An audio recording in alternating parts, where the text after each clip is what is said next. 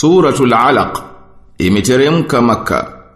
Katika sura hii upo wito wa kusoma na kujifunza, na kwamba aliyeweza kumuumba mtu kutokana na asili nyonge ni mweza wa kumfunza kuandika kwa kudhibitia elimu na kutimizia kufahamu, na amfunze aliyokuwa hayajui.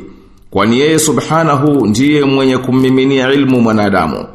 Na sura inanabihisha kwamba utajiri na nguvu huenda zikampelekea mtu kupindukia mipaka ya Mwenyezi Mungu, lakini marejeo ya wote ni kwa Mwenyezi Mungu mwishoni.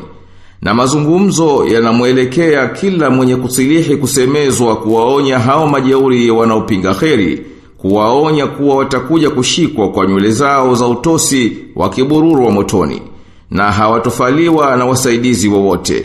Na sura inahitimisha kwa kuwataka wasikivu wende kinyume na hao wenye inda wanakadhibisha, na wajijongeze kwa utiifu kwa Mola mlezi wa walimwengu wote.